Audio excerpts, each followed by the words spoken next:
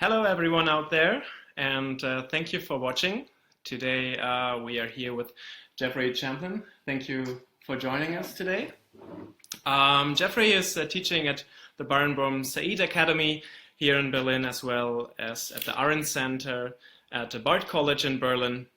He's particularly working on German political theory, and especially focusing on, right now, focusing on a project involving imagined communities. Did I forget something, or would you like to introduce yourself? This is a good way to introduce it. The connection of imagined communities gets right into the connection between literature and philosophy that I'm really interested in. So in this day and age, we see more and more problems that just seem to require almost a new kind of language. This could be partially, one way to think about it is that new groups of people are coming together, having to work together in a process of globalism or kind of post-colonialism, other ways to talk about the world kind of coming together, but what's the right language, what are the right symbols to use in a common life? And, you know, it becomes more pressing. There's different ways to look at how it pops up. It could be things like terrorism that are within a society that it seems like you just makes everyone want to stutter or just even kind of stop for a moment, or things like global warming on the horizon, where it's hard to put into a human vision the kind of data we have. Yeah. Truth and Politics, which will also be the topic of our IAPSS Autumn Convention this autumn, has been the title of an essay by Hannah Arendt. What was this essay about? Right, so Arendt talks about, she begins with a distinction between rational truths and historical truths. So the rational truth is something like a kind of mathematical formula that she says you might be able to figure out just by sitting by yourself in a room. You might be puzzling over the nature of a rectangle and kind of come to that equation. In contrast, she talks about historical truths, and these are the ones that politics relies on, because for her, she has an ongoing concern with something she calls the durability of the world, which might from a common sense point of view seem a little bit odd. The world seems pretty hard when you can knock on the table or touch your computer screen, but for her, in the context of the kind of uproar and chaos and destitution of World War II, she really saw things falling apart. So she thought that we needed to have a kind of sense of something between us. Speaking of knocking on the table in the human condition, she compares this actually to people sitting around a table. This is one of her metaphors for the public sphere. And once you, so it's interesting to me because it's not about totally just a mind meld or just like understanding heart to heart in that kind of 1960s way. It's more like we recognize there's some space, and then how can we work with that? So in the essay, she talks about the kind of fragility of this historical truth, and the twist that I've been interested in is that she considers herself a political philosopher, or okay, we'll get into this in more detail, but the gist of it is that as a political philosopher, she's kind of caught between philosophy and politics, where philosophy would really want the truth with a big T to kind of come down, like in the sense of Plato's Republic, and just illuminate everyone. But she's on the side of a kind of what she calls plurality, which is a different kind of negotiation around the public sphere that needs to have some external reference, but it doesn't have that kind of solidity or just kind of overwhelming nature of philosophical truth. So from there, she gets into a different kind of truth in politics. It's more, it's a problem. It's not just a statement for her. So the ultimate truth, she also says, is something we cannot reach within politics. So what is her conclusion when she comes Right. So she says that it can never be you can never really come to a conclusion about truth, or never fully answer the factual questions. In fact, she has a phrase that I like where she says something like the factuality of facts is always up for debate. So she even will double the term, and that gives you a sense. That kind of, I like when Arendt struggles with language herself, because it often tips you off against philosophy that would try to be too clear. There's a mode of philosophy that would be trying to reduce problems to steps of logic, and then if that doesn't work, blame people for not being reasonable enough. But Arendt's kind of more struggling, the facts of facts, or natality, or plurality. She comes up with these new ways of talking.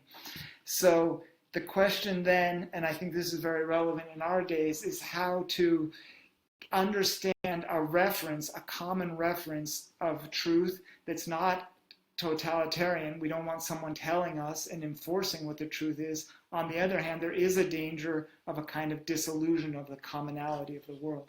Mm-hmm. So would you say there are different kind of lies, or how can we define lies? Because looking only at truth makes it somehow difficult to explain political lying, which is probably even more interesting, right? For sure. So, well, the kind of, in terms of philosophy and political theory, there was a turn towards an interest in the lie in the 19th century. Already things start to open up with Kant, who really opens this idea in What is Enlightenment, the idea that you could have in a public realm, you could debate. In other words, he thought that he divided it in a nice way, which is that he said you should obey your role when you're in it, but you can also step out and write in a different way and say, okay, as a civil servant, I'm doing what I have to do as a civil servant, but I propose these changes to the way things work. But already there's kind of a shift kind of in what is true and what's defined as true. The big break, though, will be Nietzsche in the first the major essay is on Truth and Mind and Extra Moral Sense, which goes also into the genealogy of morals, where he really looks at the structures that have defined truth over time in certain societies. And he does a kind of unveiling, much like Foucault picks up on this later, looking at who determines truth and how that puts you in a kind of box. So the question, though, is, or the challenge is not to fall. There is definitely a kind of instrumental lie that's kind of cynical, or just instrumentalizing, like trying to trick us. And so maybe we'll bring it into contemporary things in a moment, but just to keep it on that line. So there's the kind of deceitful, cynical lie versus a kind of openness and debate around truth, which you could think of in the social sciences as like basically following the scientific method and trying to convince each other. But in the humanities, really, you see a sense of the importance of a symbol, which would be something like a symbol would allow people to see something in common. It reduces complexity in a certain sense and allows you to kind of get a handle on it. But it's also, in some sense, false. Whenever you do a reduction of the complexity, you have some kind of falsehood. So it seems to me like that we would need to maintain this kind of middle ground, this kind of durability of the world. Might not be best thought of as like really rock solid, but something that we can work with and might need to mold differently as challenges arise over time in society. Is the cynical lie something that is on the rise in the last years, or it does seem like it, doesn't it? Do you have some examples? I just want to refer to the point that since November the 9th last year, right, there have been a lot of experts who say now there's this new time of post-truth, and post-truth, reality, and fake news have been the words of the last months or of the last years. So my question would be whether your argument that there are cynical lies and cynical lies are on the rise, whether this equals what other people refer to when they say post-truth era, or Sure. what do you think? Well, I thought so with the election of Trump, especially. There seemed to have been a kind of Machiavellian turn, which was very much like a reduction of the kind of democratic and Enlightenment hopes that I like as a scholar of the 18th and early 19th century.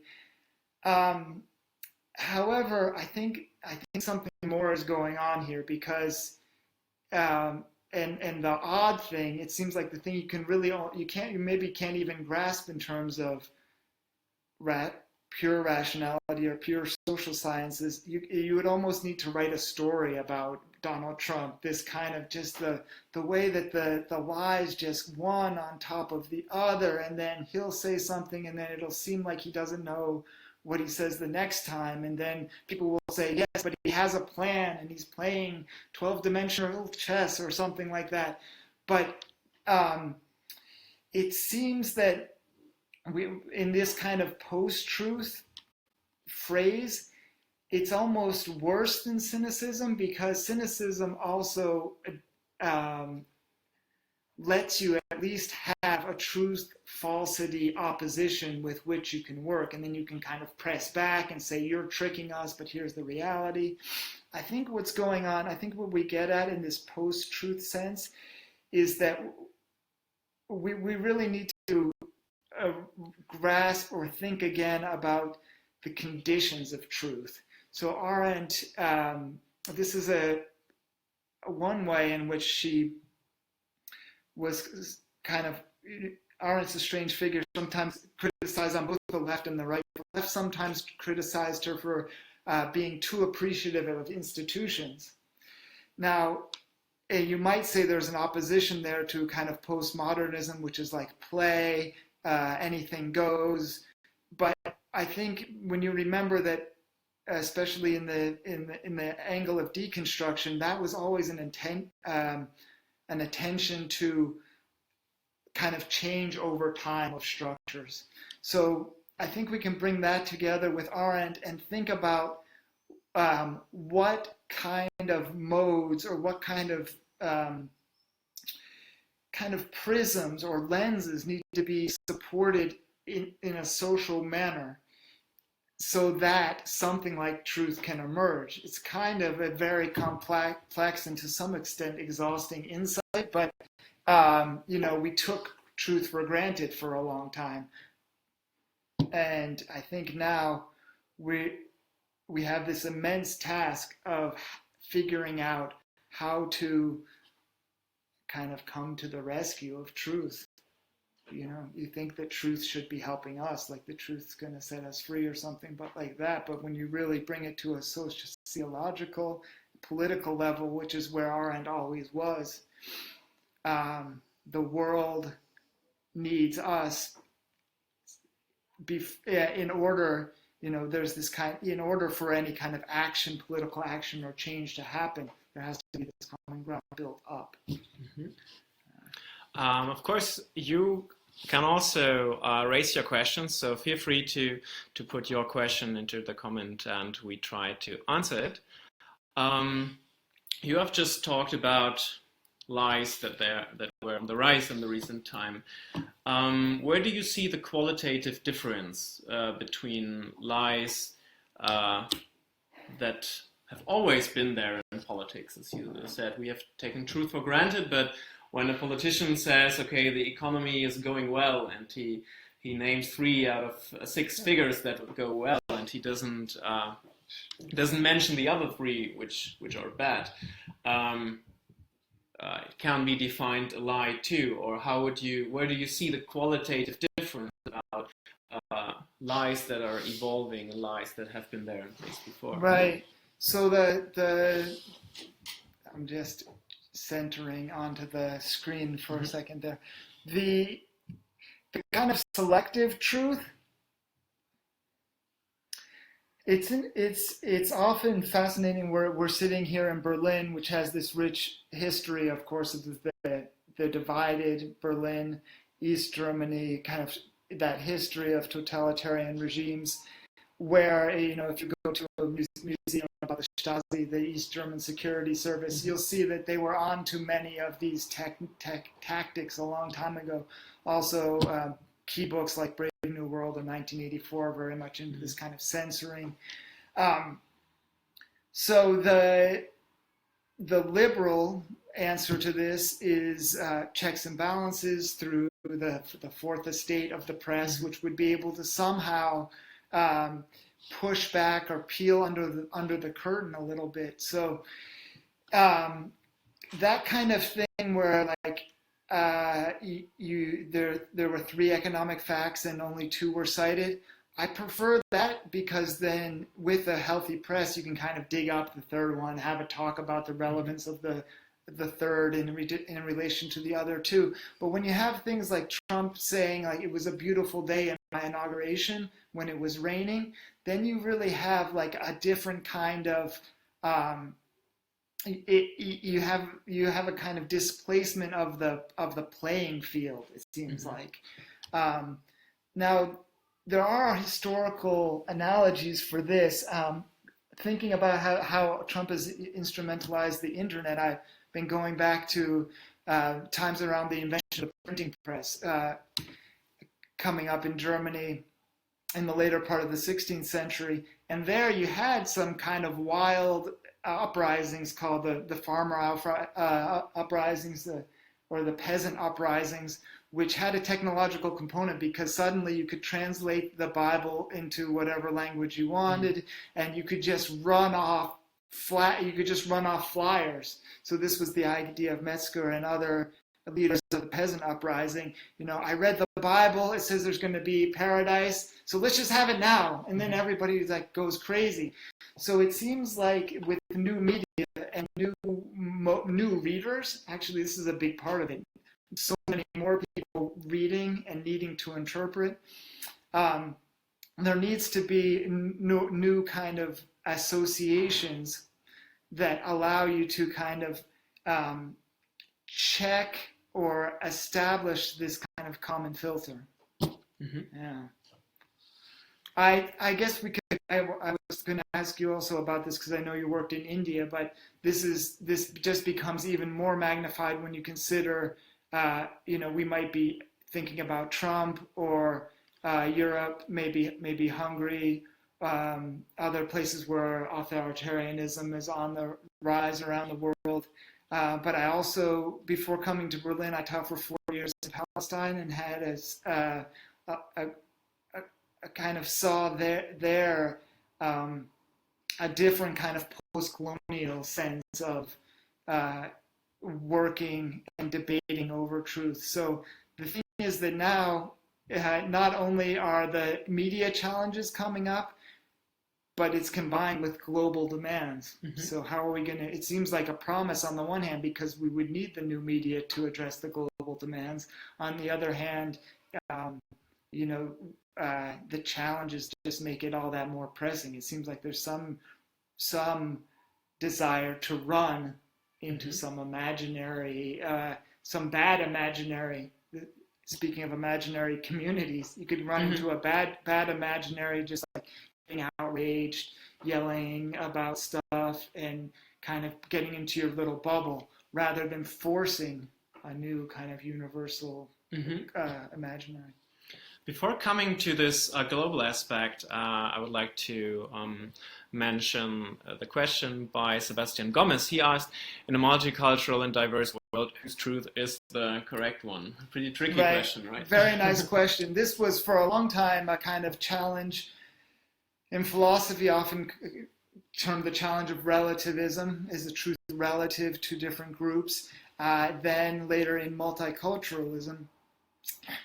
The trick here, I think, and again, literature is illuminating in the narrative aspect, which you can maybe connect to the way that history changes or the way things change over time. So I think there's something deceptive about the posing of this question, because it's not a matter of abstractly which truth is right. I would see it more as a need to address different symbolic approaches to a common world that might be distributed around the world in different ways, and see how they might need to be remixed, to use a kind of DJ metaphor. How would they need to be remixed to address the challenges that we face now? So there are political theorists in South America who are arguing, for example, that we should go back to kind of Native American symbols or gods, and they might have some resources for a way to, say, address questions of the rainforest or questions of the earth, but on the same time, at the same time, we have to recognize that the Western modes of thinking have this kind of colonizing dimension that also needs to be grappled with. So I want to bring both, like, diverse world. It doesn't mean purify it. It doesn't mean wipe out the diversity. If anything, it means use the diversity to create new answers. That would be my view on that. Yeah. Yeah, you've brought in now the two dimensions, which I find very interesting. On the one hand, through globalization, a more global public. So you see in Germany what is happening in the civil society, or in the media in the US. You see what is happening in Asia or Latin America more directly than before. Right. And you also have kind of developments where the way of lying to each other is adopted maybe by other societies, while there's still also by mainly the same actors to create new borders between the societies. What do you think about it? So on the one hand, to try to adopt strategies of lying, on the other hand, to try to become more nationalistic, or to try to imagine your community in a more closed way. Just a clarification on that. So are you saying that these are two different kind of responses, one to kind of pull back to the national realm and one to lie on the global realm? Or maybe I just... I more refer to the populist movement, for example, that on the one hand tries to be nationalistic, tries to bring the national dimension more into the political discourse. On the other hand, doing this through trying to look at each other. How do the Dutch do populism? How do the French do populism? Right. There is a kind of trying to be national while looking on a global scale. Isn't this? That's a good insight. So there's kind of a strange global nationalism, like they're copying each other's strategies. Although my next, after thinking, as often happens, to someone who's been doing this kind of thing for 20 years or more, I'm often, the next moment is there's a historical analogy, which of course would be the French Revolution, where it was France who had this idea of how great they were, and suddenly it spread through Europe like wildfire, that everyone had to have their national traditions, their kind of symbols, their own myths. So there has always been a global component to nationalism, but I think that as students or people trying to figure this out, there can be a kind of criticism or illuminating dimension of that. Arendt's powerful critique of nationalism was that when it comes right down to it, the nation would have to define itself in terms of an exclusion. So my students, as one of my students this spring asked, how does nationalism not end in a kind of Holocaust or Nazism? Because at the extreme, there's a push and a violence. There needs to be a violence against a group that's not the chosen national group. And that just seems to be is so not only historically like brutally present. It wasn't that long ago, especially in Europe, to see that. And in terms of the challenges, it just seems that the challenges are so global. Everyone knows that the capital wants to be global, so you need to have companies are always moving around, but there's migration flows. And at the broader level, there's just the change of the climate. Everything is connected. There's the internet where people can watch on other sides of the world. So, I see we have a question about global citizenship. So it seems that. Do you want to read that, or you can? So I see Fabiana Ravolo says, "What do you think of global citizenship?" This is an idea, another idea that's very near to my heart through Goethe or the other Enlightenment thinkers. A global citizenship, We also brought it up in a class in Palestine about cosmopolitanism, because it seems like the one that can really understand the importance of citizenship is often excluded, often outside, often on the margin. The ones who are sitting pretty with all of their rights think things are okay and don't have a reflective understanding of their basis. So I think we do need a global citizenship. There also, of course, needs to be but citizen, that's also not enough. There's also needs to be just rights for those who are not citizens, those who are in between, those who are floating between regimes. So how to push this global citizenship against this kind of nationalism.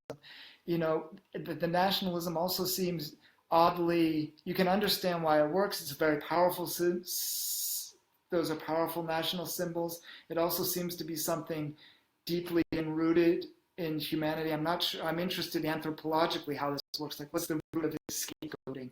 It seems just very deeply rooted. On the other hand, it's, we've had 200 years of this, and couldn't we come up with some other, even if it's a bad thing, could there be something else that's bad instead of the same old nationalism, etc.?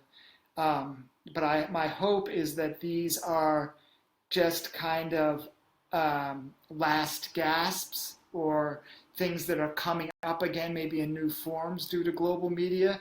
But even in the resistance or the claims of these movements, like when the kind of AfD in Germany, this right-wing movement says the refugees are taken care of, they're giving education, and look at us, we're unemployed, we don't have any chances to move ahead. First of all, the refugees aren't taken care of as well as they imagine, but something about that claim, like, let's just look at it from a broader perspective. Everyone should have a chance. There should be educational opportunities for the refugees and for everyone. There should be job opportunities for refugees and for everyone. So this kind of, there could be cries, nationalist cries or claims that are kind of important even though distorted. So I think it's wrong to dismiss those concerns. Often the neoliberalism has been deaf to the collateral damage that capitalism causes. So if these populist movements cry out in that way, I think we need to take it seriously. Look at what happened and what nearly happened with Le Pen in France. What did happen with Trump. So it's not a joke, and there needs to be a reconsideration. These kind of structures were built very carefully since the Enlightenment, and then since World War II. Look at what you have in Germany with health insurance, job security, free education. All of that is contributing to a kind of critical citizenship. So how can we expand that to the world? We need to expand it. We can't say that there's like not enough money, or we can't do this and we can't do that. It has to be like a mission. It has to be done somehow. Mm-hmm. You are now elaborating about the problems that neoliberalism has. It excluded somehow the dimension of truth and lying. Right. Do you have one more point adding to this topic? Is the narrative of the neoliberals, does it contain too many lies, or has there been a development of that made neoliberalism less that less people believed in this narrative of neoliberalism? Do you think this is another point of Yes, yeah, absolutely. This was another thing that's been coming up recently in my classes, where I tell my students about the good old days of the anti-globalization movements of the late 90s, where there would be huge protests in New York and, of course, also in Europe. Things that still go on, the recent protests against the G20, for example. But in the late 90s, there was a kind of left-wing critique of globalism that made a lot of claims that didn't get much traction. In fact, after 9/11, these movements were crushed and lost their energy. The political force was kind of sucked out to an attack on the heart of civilization in Iraq and Afghanistan. But it was somehow disheartening, heartbreaking even, that the effective critique or pushback against globalization or globalism came from nationalism and not from the other groups that were arguing these kind of things for more than 20 years, basically just asking for a reform of capitalist or globalist forms. And that people like the hardcore Marxists like Zizek will say you have to overthrow the entire system, and they still have a hope for a kind of more centrally organized program. On the other hand, you have people like Hart and Negri that we'll talk about a multitude coming together, a more anarchistic connection. So those kind of things, I don't think you can say right away that just so simply like there needs to be overturning of the system as a whole. Even the system that Western Europe has, which was carefully built, is worthy of a kind of vigorous defense. And when you look at the numbers, after all, it's not really too expensive. It has so many advantages. So how to think about the way that this kind of this global age might require some kind of defense. I'm coming back now to the same point I was talking about before, about the defense of the structures. However, I kind of lost the thread for 1 second. I think it was about the anti-globalization. Yeah. So the philosopher Jacques Derrida talked about a counter-globalization. Mm. You have to remember that for Marx and the Enlightenment thinkers leading up to Marx, it was always a matter of the world was always going to come together. Workers of the world unite. It was very obvious for a long time that this is the way that things are headed. So how could there be a counter-globalization that's not that the neoliberalism that seemed to have just somehow gone deaf to its presuppositions? I guess that's what I keep coming back to, is that and we saw this with the financial crisis, or you see this with it just runs and doesn't just ignores the externalizations of costs, whether it be environmental, whether it be human. And there's as an American, I have some kind of appreciation for the way that the Western Europe has a kind of check. It has like a reflective moment, like we need to invest in this. We need to keep an eye on this segment of the population. We need to, whereas in the U.S. in this kind of more pure globalization form, it's just like feed the machine and not think about why it's running. Even when it breaks down in the financial crisis, they just bail it out and like wind it up again. So how could we kind of have a reflective distance on the globalization that allows people to have a place? Thank you. We have one question that wonders. We are talking about truth the whole time, but Akis asked, can you give a definition of the term truth? Because in my point of view, truth can only be revealed only after a period of time from the event that is being analyzed, so the data can be better analyzed without prejudice. This is a beautiful rationalist point of view. Was philosophically described by Hegel as the owl of Minerva flies at dusk. You kind of need to look back. This may be true of certain kind of social science truths that do need to be revealed. We're learning so much about what's been going on to the planet through kind of NASA like space station data collection, looking at the world, what's happening now, or looking back through carbon data about what happened in the past. So all of that does need to happen for sure. The thing is that right now, there's also another kind of truth that we can't wait for. There's an urgent truth that has to be dealt with right now. And even the idea of like get more studies sometimes is even that can be a delay tactic.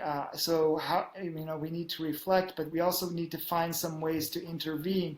Edward Said, in his famous work on Orientalism, talks about a kind of truth that would be coming from the margin, rather than kind of projecting Western views onto other parts of the globe.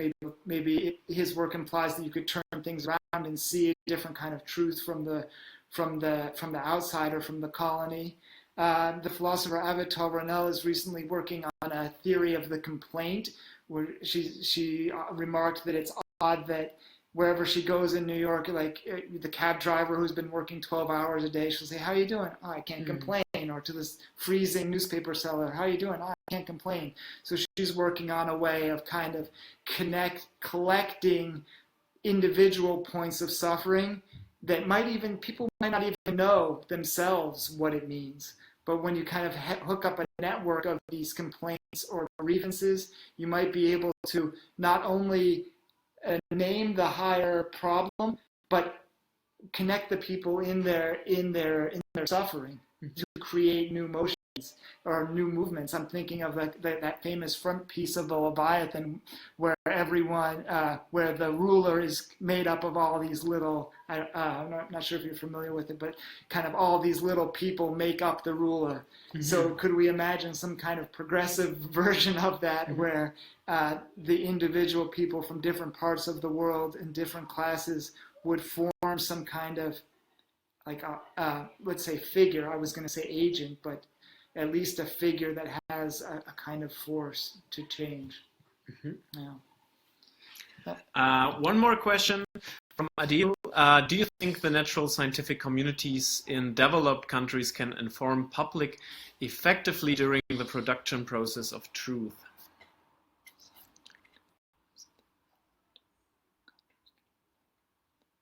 Yes. So this is there's just so much to talk about. So even though we're in dark times, we're in desperate times. It's, some people are under immediate torture, immediate suffering, immediate death.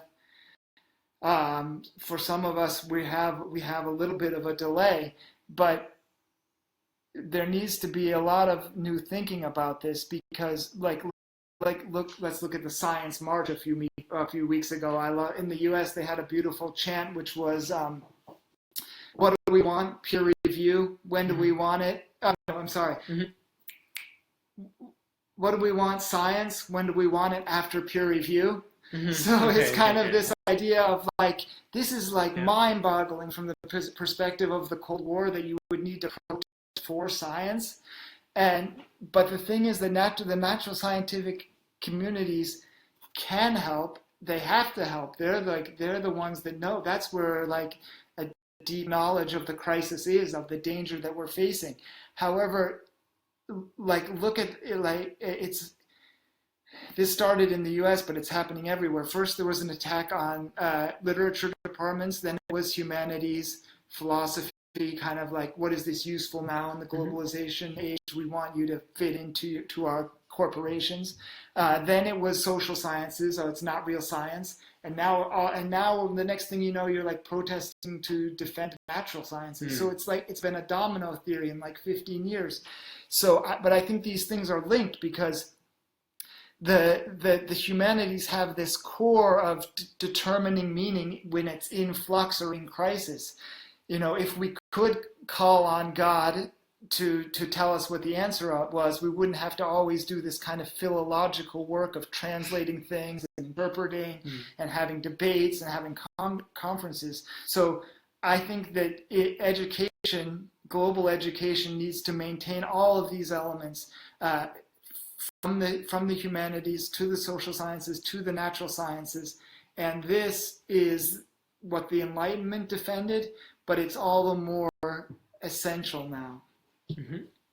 To sum up your statement now, so education is what is most important for bringing up a new generation that cares about the meaning of truth in politics, or absolutely, yeah.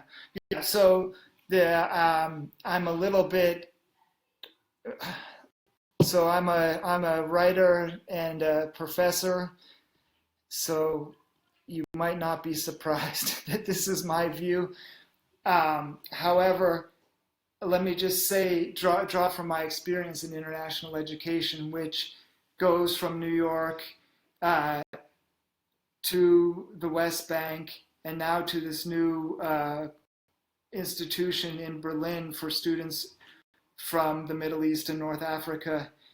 We're seeing a globalization of education that in some sense parallels the globalization of corporations, globalization of capital. It's also true that they, like the capitalists, need they need not only, like in the 90s it was like make a European citizen. Now it's like they need a global citizen that kind of can keep an eye on things in a global realm. But we can't just push back against that. We have to keep the national universities, but we also have to expand the global universities with a critical edge. And those universities should not be, they should draw on the rich insights of the West in terms of science, philosophy, and literature, but they also need to be inflected and illuminated by the different parts of the world that they draw on. So this is my appeal for global education in an institutional sense. People today are also blessed with the kind of high quality instruction on Facebook or YouTube, where you can see just lectures online. You can almost learn anything you want if you set aside some time and pace yourself. So I urge everyone to do that. However, it's still necessary to somehow structure that education. Maybe at some point people will organize the content, or maybe people will just get together themselves. I urge people to of course study, but also be engaged in any way with the public sphere, because the public sphere is very it's not a smooth thing. It's a disruptive thing. It's often tiring. It's often frustrating. You're trying to speak other languages, literally or metaphorically, but that's where you have the breakthroughs, both on your own level of kind of seeing, like forcing your own assumptions. Also, it can help you writing. It can help your teaching. So, kind of, I know that you're involved in a kind of international development kind of track, or international politics. So you're probably thinking at a very institutional level, which I have more and more appreciation for. But even if you're more on the kind of artistic side, or if you're on the protest side, or if you like to show up with signs or lay down in front of the tracks when they're doing nuclear movements or whatever, things like that. Any kind of like actual engagement will teach you something that can't be found in books, even though you've got to bring that with you. Mm-hmm. Yeah. Thank you a lot for talking with us today. Also, thank you for joining us and for raising your questions today. We were very happy that you took the time to talk with us. Thank you very much for giving me that opportunity, and thank you very much for the questions. Yeah, so have a good day, and hopefully see many of you on our autumn convention on the same topic on truth and politics. Goodbye.